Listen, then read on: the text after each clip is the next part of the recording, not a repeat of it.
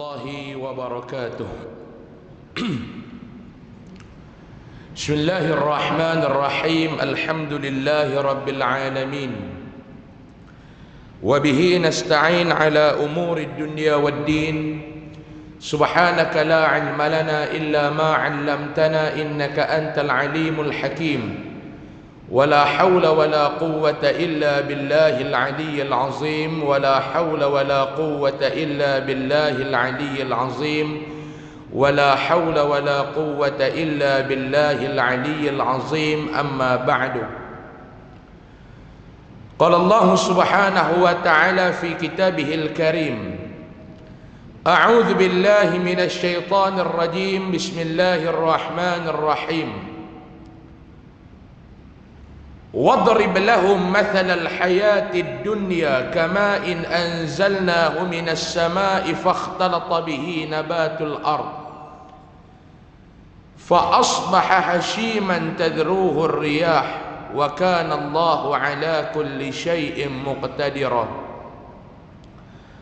المال والبنون زينة الحياة الدنيا والباقيات الصالحات خير عند ربك ثوابا وخير أملا. صدق الله العظيم. بسم الله ما شاء الله لا يسوق الخير إلا الله. بسم الله ما شاء الله لا يصرف السوء إلا الله. بسم الله ما شاء الله ما كان من نعمة فمن الله. بسم الله ما شاء الله لا حول ولا قوة إلا بالله العلي العظيم. Tuan-tuan sidang jemaah Jumaat yang berbahagia, pertama dan selamanya marilah sama-sama kita merafakkan setinggi-tinggi rasa kesyukuran kita kehadrat Allah Subhanahu wa taala. Pada tengah hari ini dapat sama-sama kita bertemu dan kita berkumpul di dalam rumah Allah Taala yang mulia ini.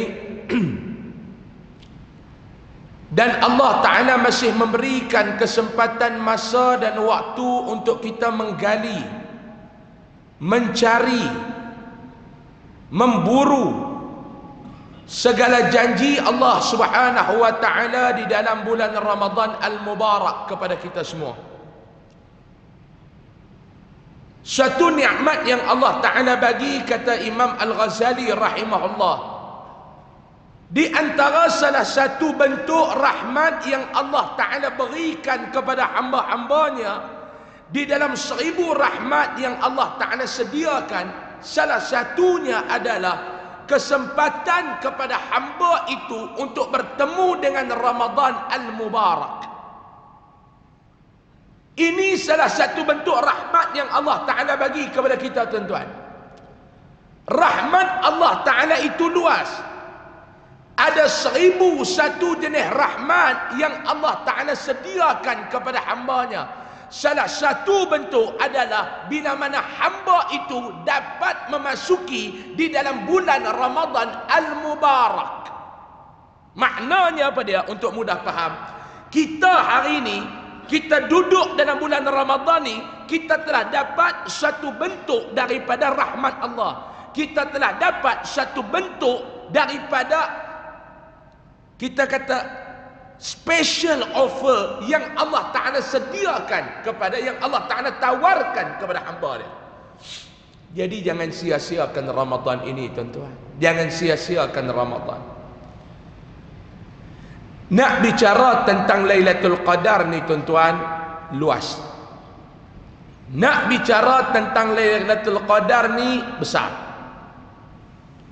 Cumanya saya nak kutip di antara orang yang nak bertemu dengan Lailatul Qadar ni, ada ciri-ciri dia.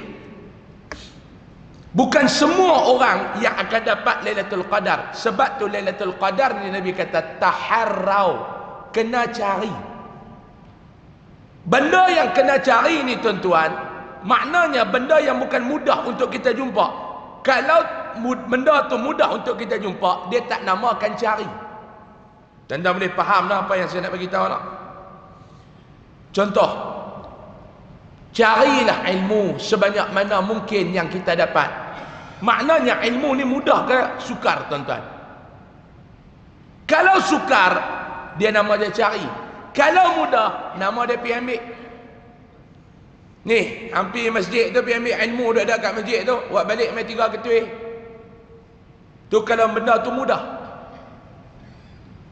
Ni, kita abang kat anak kita hampir ke Mesir, hampir ke Syria, hampir ke Jordan, hampir ke Morocco, hampir ke mana-mana negara, pergi ambil ilmu tu bawa balik. Itu orang kata kalau benda tu mudah untuk kita dapat. Tapi bila mana benda tu sukar, benda tu sulit, benda tu payah untuk kita buat, dia bukan nama dia cari, bukan nama dia ambil, nama dia cari. Sebab tu Nabi kata, taharrau lailatul qadri, carilah lailatul qadar. Nabi suruh cari. Bila sebut kata cari, benda tu payah untuk kita dapat, benda tu sulit untuk kita dapat. Dan dia ada ciri orang yang akan dapat Lailatul Qadar ni, tuan-tuan. Yang pertama, saya bagi ada 3-4 ya. Masa dibagi kepada saya sampai 1:05 minit. Landing 1:10. Jadi ya. Tu pun kalau tuan-tuan nak faham dapat dah Lailatul Qadar. Khutbah orang lain. Khutbah orang lain. Lega lah saya ni antara yang saya tak suka sangat baca khutbah, tuan-tuan ni. Sebab saya sakit hati bila saya duk baca khutbah orang duk tidur. Saya pun mengantuk juga. Sekali maknanya kita boleh sama-sama tidur lah sekali ni. Di antara orang yang nak dapat Lailatul Qadar ni, tuan-tuan, ciri dia yang pertama, sebelum tuan-tuan nak dapat, tuan-tuan nak cari Lailatul Qadar, benda yang pertama tuan-tuan kena cari adalah kelazatan dalam melakukan ibadah. Ni yang pertama saya kata. Ini Lailatul Qadar. Contohlah, contoh. Saya duduk kerap pula video ni kata ustaz ni gila, kotak tisu dia kata Lailatul Qadar. Ni contoh. Ini Lailatul Qadar, contoh. Sebelum nak dapat Lailatul Qadar ni, tuan-tuan, dia ada berapa step. Yang pertama, step yang pertama tuan-tuan kena cari sebelum dapat Lailatul Qadar. Sebelum nak cari Lailatul Qadar, cari dulu dalam bulan Ramadan ni halawatul ibadah, kemanisan dalam melakukan ibadah. Tuan-tuan rasa satu benda yang istimewa itu kita boleh dapatkah dalam keadaan kita ni kotor? Tuan-tuan rasa satu benda istimewa tuan-tuan boleh dapatkah kalau tuan-tuan tidak ada persediaan? Tuan-tuan nak pergi ambil darjah kebesaran daripada pihak istana. Yang pertama sebelum tuan-tuan nak dapat, kena ada cadangan nama kita ni dibawa angkat kepada majlis untuk dipertimbangkan layak ataupun tidak. Kes jenayah ada ataupun tidak. Masalah ni ada atau tidak. Akan ditapis, akan disaring. Jasa apa yang dia ni beri sumbang untuk kita bagi kepada dia, sama ada pingat, sama ada bintang, sama ada darjah kebesaran ni. Saringan pihak pertama, saringan pihak kedua diangkat, dipersembah kepada ke bawah duli yang Maha Mulia Tuanku untuk dia select. Bila keluar surat kita ni diterima, tuan-tuan ingat senang tak boleh pakai jubah putih macam ni kan masuk pergi ambil. Dia ada pakaian protokol, kena pergi menghadap unit protokol, dia ajak cara kita nak pergi ambil macam mana, kursi mana. Sebab benda tu istimewa. Mana boleh kita pergi ambil satu benda istimewa kalau benda tu tidak ada persiapan. Duduk dalam majlis nak terkencing, tanya dia macam mana ni kalau nak terkencing. Boleh mangkit lah memang, minta orang tangguh nak pergi kencing lah, boleh ke gitu? Saya tanya tu kalau nak terkencing macam mana, dia kata ustaz selawat banyak-banyak, dia kata begitu. Nak terkencing dia suruh selawat banyak-banyak bagi yang kencing tu masuk balik. Itu kita nak pergi ambil benda di dunia ni, tuan-tuan. Lailatul Qadar ni special. Ni kita berada pada pertengahan kedua ni. Semalam dah baca doa qunut dah, witir. 2-3 hari lepas duk bergaduh, okey, nak baca doa qunut malam bila? La ilaha illallah. Orang kita ni dia suka sungguh bergaduh, entah tak kira bulan. Yang ada yang kata dah hari ke-14, maghrib tu malam ke-15, malam tu lah baca doa qunut. Satu pandangan. Mai pandangan kata tak betul. Satu pandangan lagi kata nak baca doa qunut ni masa mana? Yang pertama dia kata hari ke-15 puasa, malam tu malam ke-16. Malam tu lah yang hang kena baca doa qunut. Tu pandangan kedua. Yang pandangan ketiga lagi senang. Dia kata tak payah duk baca qunut-qunut ni semua bid'ah belaka. Pening terus orang nak ambil yang mana? Kita duduk pada separuh yang kedua dah Ramadan, tuan-tuan. Nak habis dah. Ramadan ni nak balik dah. Nak balik dah. Lagu raya dah dengar dah dalam radio. Saya daripada hotel nak sampai ke masjid tuan-tuan tadi 5 kali dah dengar lagu raya. Tapi kita ni macam mana? Saya nak tanya tuan-tuan, kita ni macam mana? Tuan-tuan nak bertemu dengan Lailatul Qadar, tuan-tuan agak-agak Allah Ta'ala boleh bagikah tuan-tuan bertemu dalam keadaan diri kita ni kotor? Yang bersih bukan diri, pakaian. Ni, yang bersih ni, yang tuan-tuan pakai baju jubah putih ni, bersihnya jubah tuan-tuan, bersihnya baju tuan-tuan, bersihnya seluar tuan-tuan, bersihnya kain tuan-tuan. Tetapi diri kita ni tuan-tuan, bersih ke kotor?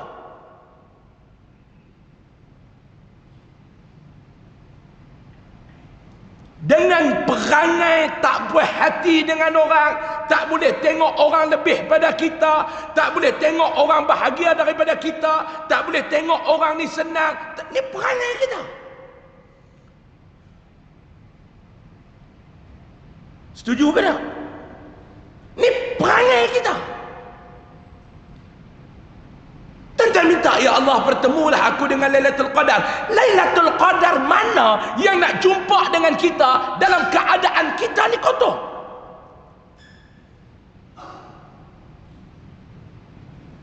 Ni yang pertama tuan-tuan kena buat, nak memburu Lailatul Qadar. Okey Ustaz, bagaimana kayu pengukur benchmark nak tahu sama ada diri kita ni kotor ataupun tidak? Satu yang saya bagi tengah hari ni. Tuan-tuan nak tahu tak diri tuan-tuan ni kotor? Saya ni bila saya ukur dengan apa kayu tersebut, diri saya lillahi ta'ala saya sebut diri saya kotor. Tuan-tuan saya tak tahu dah, tengok muka ni macam bersih. Kita nak tahu diri kita ni kotor ataupun tidak tuan-tuan, bagaimana kayu pengukur dia? Saya bagi satu ya, untuk tuan-tuan mudah faham. Nak bagi banyak-banyak pun tuan-tuan tak bawa buku apa. Tuan-tuan ni jenis kuat mengapai. Bila masalah lagi lepas khutbah Jumaat, pegang balik tanya, satu pun dia tak faham. Dia kata ingat dia lupa. Dia kata ni masalah tuan-tuan. Saya beritahu satu ya. Ambil yang ni, simpul elok-elok, ikat bagi kemas, bubuh dalam plastik, tanam dalam kepala.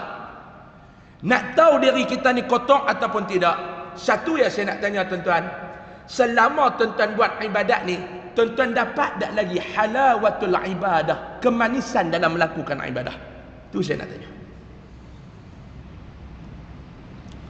Sembahyang dengan tinggal semayang, yang mana lagi mudah? Tuan-tuan jawab dalam diri. Baca Al-Quran dengan baca WhatsApp, mana lagi sedap? Tengok Al-Quran dengan tengok muka janda, mana lagi seronok? Duduk dalam kuliah dengan duduk di kedai kopi, mana lagi sedap?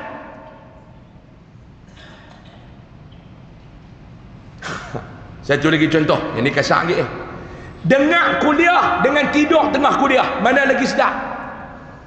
Ini kasar sikit lah. Tuan-tuan jawab, jangan ada jawab kuat-kuat, malu korang. Jawab dalam diri. Saya tanya ni, jawab dalam diri. Ni Quran duk ada ni tuan-tuan, Quran duk ada. Hari-hari Jumaat dia duk baca ni tuan-tuan. Quran ni bukan kata hari Jumaat, bukan kata bulan Ramadan. Sepanjang masa kena baca. Masalah kita seolah-olah, saya kata seolah-olah, kita bertauhidkan Allah hanya dalam bulan Ramadan. Ni problem kita.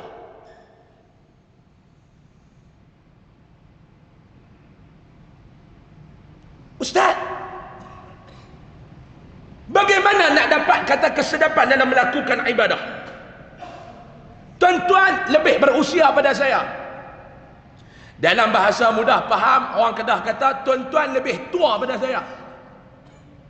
Saya baru 33, walaupun muka macam 52. Yang tu nasib saya, umur muda muka tua. Baru ni pergi ceramah, ada satu pakcik tu tanya, Ustaz ada lagi 60? Haram tunggu, dia kata jauh sangat ni. 33 dia pergi tanya 60. Kalau dia kata 40, saya tak apa nak kecil hati lagi. Tua Pak Long. Tuan-tuan mentua, bukti kata tua, dulu tak pakai spek mata nampak elok. Lah tak pakai bahaya tuan-tuan. Saya dulu tak pakai spek mata Pak Long, pergi masjid bawa bini saya, balik bini orang. Ha, ni masalah, ni yang kena bubuh juga ni. Pergi sembahyang tarawih dengan bini tuan-tuan, balik dengan bini orang. Tua. Bila tua, tuan-tuan gagal lagi mendapat kemanisan dalam melakukan ibadat. Bermakna diri kita ni kotor. Kemanisan ibadat akan duduk kepada orang yang bersih. Baik. Bagaimana cara nak meraih? Kita kata pada meraih rasa nikmat dalam melakukan ibadah ni macam mana? Tuan-tuan, bagaimana? Saya ambil kata-kata daripada Imam Ahmad. Bisa dengar nama Imam Ahmad? Bisa dengar kan? Imam Ahmad, tuan-tuan, Imam Ahmad bin Hanbal, yang ikut dia dipanggil sebagai pengikut madhab Hanbali.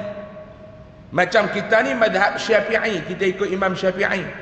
Imam Ahmad bin Hanbal, ketika ditanya tentang seorang ni dia gagal untuk mendapatkan kenikmatan dalam melakukan ibadat, mereka tanya kepada Imam Ahmad, wahai Imam Ahmad, kami ni beribadat tapi kami ni malangnya tak rasa langsung lazat dalam melakukan ibadat. Pak Long, dalam krisis akhir zaman ni tuan-tuan, kita ni macam-macam krisis. Tanya orang lain dalam bidang lain, macam-macam krisis. Tanya orang ekonomi, sekarang ni macam mana? Oh, kita sedang berhadapan dengan krisis ekonomi global. Dan ada mulalah ramai istilah dia, pengucupan, pengembangan. Kita berharam tak tahu istilah orang ekonomi ni. Tu tanya kepada orang ekonomi. Tanya pula kepada orang politik, dia bagi takrifan. Sekarang kita berhadapan dengan krisis politik dunia. Peperangan di antara Ukraine dan Rusia, ada mula buat main tak? Itu tanya orang politik. Tanya pula kepada orang perubatan, sekarang krisis macam mana? Oh, kita melihat lonjakan kes COVID-19 yang mula meningkat. Ada duduk sembang bab COVID-19 pula dekat-dekat raya ni. Dalam banyak-banyak krisis ni tuan-tuan, akhir zaman ni krisis yang paling bahaya bila mana umat Islam sudah hilang rasa lazat dalam melakukan ibadat. Ni yang masalah tuan-tuan. Bulan Ramadan kena cari benda ni. Selagi mana tak dapat benda ni, diri kita kotor. Bila diri kita kotor, jangan harap Lailatul Qadar nak bertemu dengan kita, walaupun kita terhegeh-hegeh nak bertemu dengan Lailatul Qadar. Ini gangguan sebenarnya tuan-tuan. Tuan-tuan nak bertemu Lailatul Qadar macam mana kalau buat ibadat pun rasa malah? Tuan-tuan nak bertemu dengan Lailatul Qadar macam mana kalau persiapan tak ada? Baik. Imam Ahmad dia kata, dalam kata-katanya bila orang ni bertanya kepada dia, bagaimana rasa diri ni nak dapat kelazatan dalam melakukan ibadat? Tips, petua untuk mendapatkan kelazatan dalam melakukan ibadat. Imam Ahmad berkata, abadtullaha 50 sanatan فما وجدت حلاوة العبادة حتى تركت 3 أشياء. Imam Ahmad sebut, abadtullah khamsina sanah, aku beribadah kepada Allah selama 50 tahun, kata Imam Ahmad. Ni aku nak bagi tahu kepada hampa ni, kata Imam Ahmad, aku ni beribadah kepada Allah masa tu selama 50 tahun. Fama wajadtu halawatal ibadah. Sorry, Imam Ahmad ibn Harb. Ni kata-kata Imam Ahmad ibn Harb rahimahullah. Selama aku beribadah kepada Allah dalam masa 50 tahun, fama wajadtu halawatal ibadah, aku sendiri pun tidak pernah merasai lazatnya dalam melakukan ibadah. Aku yang hampa tanya aku ni, aku beribadah kepada Allah dalam masa 50 tahun. Dalam masa 50 tahun aku beribadah kepada Allah, aku tak rasa lazat. Hatta taraktu thalathata asya, sehingga mana aku meninggalkan 3 perkara dalam hidup aku. Tengah hari ni kalau tuan-tuan nak memburu Lailatul Qadar, tolong tinggal 3 benda ni dalam hidup, untuk menjadikan diri tuan-tuan mendapat kelazatan ibadat, untuk menjadikan diri tuan-tuan terkeluar daripada golongan yang dirinya kotor, yang saya sebutkan di awal tazkirah tadi ni. 3 benda ni saya nak minta tuan-tuan yang mai semayang ni, tuan-tuan dengar 3 benda ni, lepas ni tuan-tuan nak lena-lena lah. Cuma nak pesan, jaga-jaga takut lena dalam dewan solat, jaga-jaga dalam lubang kubur, yang tu yang jaga. 3 benda kena tinggal. Apa dia ustaz? Yang pertama, kata Imam Ahmad, taraktu ridhan nas hatta qadartu an atakallama bil haqq. Ni yang pertama. Benda yang pertama yang aku tinggal dalam hidup aku ni apa dia? Taraktu ridhan nas. Aku tinggal dalam hidup ni mencari redha manusia kepada mencari redha Allah. Ni benda yang pertama. Tuan-tuan ingat senang ke tuan-tuan nak sebut nak mencari redha Allah ni tuan-tuan? Tuan-tuan ingat senang ke? Oh, dalam hidup ustaz, saya tak cari redha manusia ustaz, saya cari redha Allah. Ya ke? Ya ustaz. Cuba orang kata apa-apa sikit dekat hang, cuba tengok diri hang macam mana, koyak ke tak?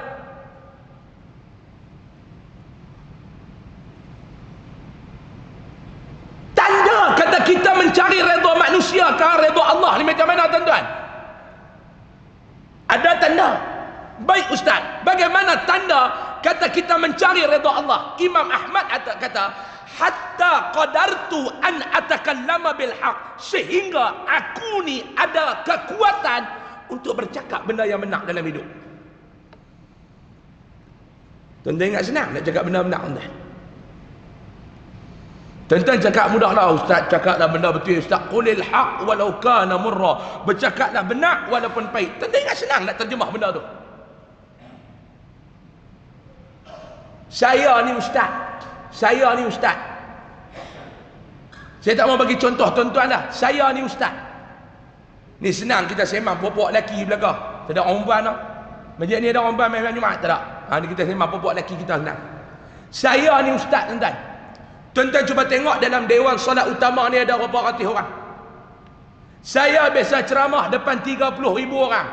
Saya biasa ceramah depan 12,000 orang.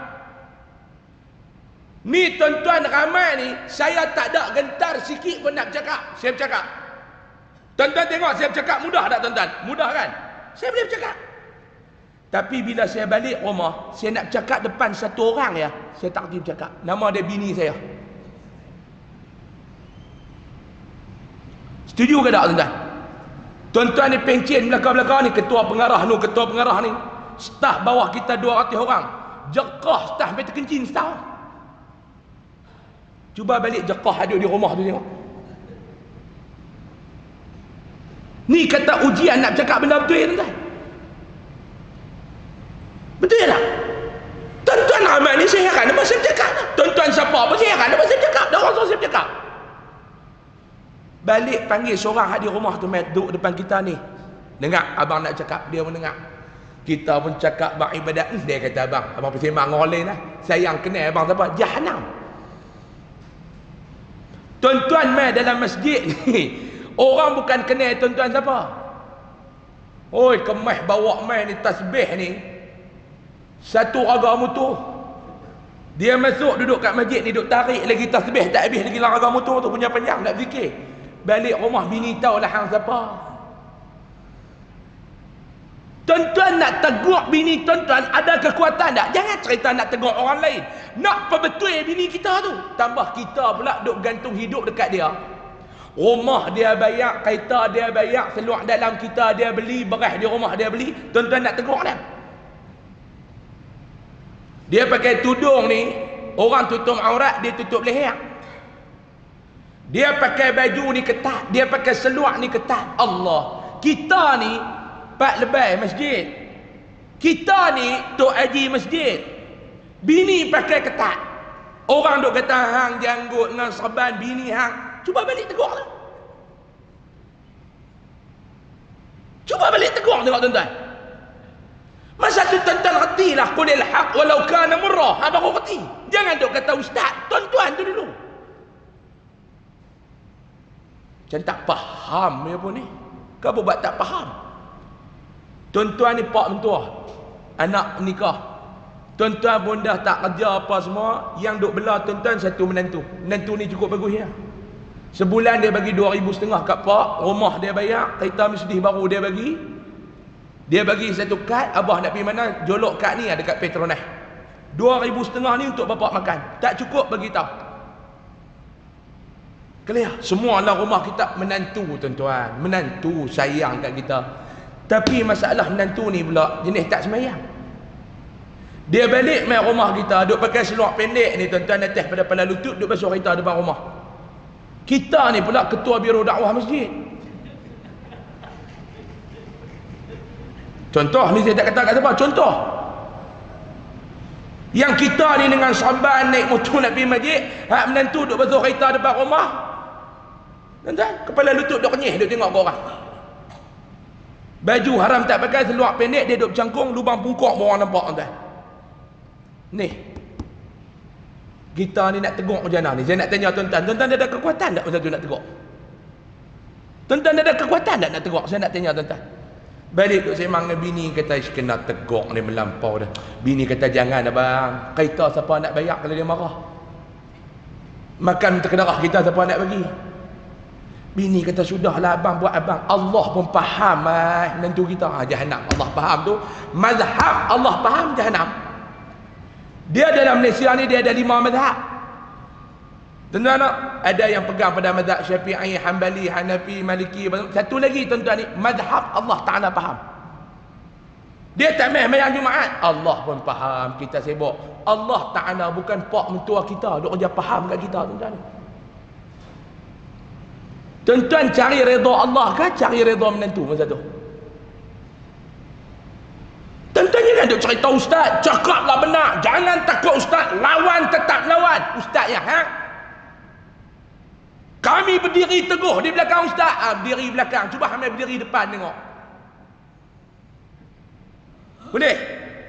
Cari redha Allah yang pertama. Tanda kata kita mencari redha Allah, kita dah dapat raih redha Allah ni macam mana? Bila mana dalam hidup kita ni, kita tak peduli dah orang nak kata apa. Yang penting apa yang Allah Ta'ala kata. Orang buat tak betul, kita tegur. Ustaz, masalah ustaz, orang tak suka. Memang. Tuan-tuan, saya nak tanya tuan-tuan, manusia ni dia suka tak kebenaran? Tuan-tuan suka tak kebenaran? Suka ustaz. Kita menegakkan kebenaran. Betul? Betul. Ya, hang suka kebenaran bila mana kebenaran itu selari dengan kehendak hang. Tetapi bila mana kebenaran itu bercanggah dengan kehendak hang, hang suka ke tak? Kita akan terima kebenaran bila mana kebenaran itu selari dengan kehendak kita. Bila mana kebenaran itu bercanggah dengan kehendak kita, kita akan bercanggah dengan kebenaran. Contoh, tuan-tuan setuju tak saya kata orang perempuan ni wajib menutup aurat, laki perempuan wajib menutup aurat? Setuju ke tak? Setuju. Benar ke tak? Benar. Tiba-tiba ada satu orang masjid pergi tegur tuan-tuan, abang kata anak hang tu yang duk kerja dekat dekat tu, dekat Putrajaya tu, aku nak pesan sikit lah, pakai dia teruk. Masa tu tuan-tuan boleh terima kan tuan-tuan nak bercanggah dengan kawan yang pergi tegur? Ni, hang balik jaga anak hang lah, anak aku tahu lah. Dia tegur tu benar betul. Tetapi kenapa kita tak boleh terima? Sebab kebenaran itu bercanggah dengan kehendak kita. Boleh faham? Itu yang pertama. Cari. Yang pertama dalam hidup ni, Ramadan ni, kena cari redha Allah. Tuan-tuan carilah, tuan-tuan. Ramadan ni dia dah nak balik tinggalkan kita dah. Ramadan ni dia nak balik tinggal kita dah. Cari. Saya nak beritahu kepada tuan-tuan, cari keredaan Allah. Kalau tuan-tuan nak dapat Lailatul Qadar, cari keredaan Allah. Itu yang pertama. Boleh dapat. Nak dapat tips untuk mendapat nikmat dalam melakukan ibadat, lazat dalam melakukan ibadat, manis dalam melakukan ibadat. First, yang pertama tu apa dia? Kena cari redha Allah, jangan cari redha manusia. Tanda kita mendapat redha Allah bila mana kita berani bercakap benda yang benar, benda yang Allah Ta'ala suka, benda yang Allah Ta'ala redha, walaupun dalam hidup kita mendapat sejuta kecaman daripada manusia lain. Senang cakap, payah nak buat tuan-tuan ni. Saya ni dalam Malaysia tuan-tuan, antara ustaz kontroversi selalu lah. Ni kontroversi pula isu dekat satu negeri tu. Saya tak mau nak ulas benda tu hari ni. Cuma saya nak bagi tahu apa dia tuan-tuan. Kalaulah buat bukan kerana agama, saya rebah dah tuan-tuan ni. Kalau buat bukan kerana mempertahankan Ahlus Sunnah wal Jamaah yang saya cinta ni tuan-tuan, saya collect nama dah. Tuan-tuan ingat senang tak nak berhadapan dengan kecaman netizen? Mau tak kena gaya tuan-tuan, ambil tali ingkat diri gitu, mati gitu lah. Tapi sekarang alhamdulillah kekuatan dianugerahkan oleh Allah. Kalau setahun sekali saya tak kena kecam, saya tak boleh duduk. Saya takut orang lupa kat saya. Alhamdulillah tahun lepas kena hari raya, tahun ni awal sikit. Mampu happy. Nak kata-kata, yang penting aku buat benda yang Allah Ta'ala redha. Tu yang pertama. Ada wabah tadi dia kata 3 kan. Yang kedua, yang ketiga sambung Ramadan depan dan Ramadan sekali lagi. Cukup dah tuan-tuan ni, 1-5 minit dah masa yang diberikan kepada saya. Mudah-mudahan saya doakan kepada Allah Subhanahu wa Ta'ala agar Allah Ta'ala memberikan kepada kita ini tuan-tuan kesempatan untuk bertemu dengan Lailatul Qadar. Amin ya rabbal alamin. Saya nak bagi satu amalan kepada tuan-tuan. Kalau tuan-tuan ada handphone, tuan-tuan buat keluar handphone, saya baca, tuan-tuan rakam. Lepas tuan-tuan rakam, saya akan baca bersama-sama dengan tuan-tuan. Minta masa sikit kepada pihak masjid. Amalan apa yang saya nak bagi kepada tuan-tuan? Tuan-tuan buka puasa, tuan-tuan tahu tak doa buka puasa? Baca tak? Allahumma laka sumtu tu baca tak? Baca tak? Allahumma laka sumtu wa bika amantu wa ala rizkika aftartu bi rahmatika ya arhamar rahimin. Betul? Kau tuan-tuan baca macam lain? Allahumma lapa'tu wa thumbatu wa qadihatu wa kenyangtu bi rahmatika ya arhamar rahimin. Okey, doa untuk berbuka puasa tuan-tuan semua tahu, betul tak? Sekarang saya nak tanya tuan-tuan, doa bersahur tuan-tuan tahu? Tuan-tuan duk bersahur selama ni tuan-tuan baca apa? Allahumma barik lana fi ma razaqtana wa qina adzaban nar. Itu tak? Betul? Hari ini saya nak bagi doa untuk bersahur. Tuan-tuan baca lah. Saya baca dulu, tuan-tuan jangan ikut untuk nak bagi yang pada buat rakaman ni. Tuan-tuan tak payah tulis buku pun tak ada. Saya baca lagi, tuan-tuan dengar, lepas tu kita stop rakaman, kita baca 3 kali, saya ijazahkan kepada tuan-tuan. Doa untuk bersahur. Bismillahirrahmanirrahim. Allahumma inni tasahhartu iqtidaan bi Rasulillah sallallahu alaihi wasallam.